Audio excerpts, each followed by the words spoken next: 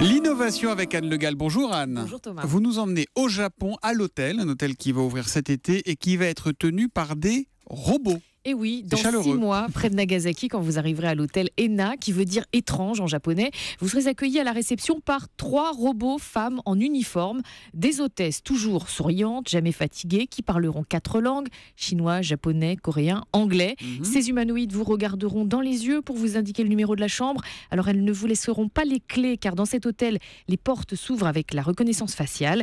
Et puis ce seront également des robots qui porteront les bagages, qui viendront faire le ménage dans la chambre et qui pourront même vous préparer une tasse de café. Ça veut dire que tout l'hôtel sera géré par des robots. C'est incroyable. À terme, oui, 90% des activités d'entretien et d'accueil de cet hôtel seront réalisées par des robots. Mais il y aura toujours évidemment à côté une dizaine d'employés en chair et en os pour venir au secours des clients en cas de bug. Ça peut arriver. Et puis grâce à ces machines, les coûts de fonctionnement de l'hôtel seront réduits. Nous ferons l'hôtel le plus efficace du monde, promet déjà le patron dans la presse japonaise. Il envisage déjà de construire 1 millier d'hôtels de ce type dans le monde. Mais il finira remplacé par un robot. Il faut qu'il fasse attention, lui.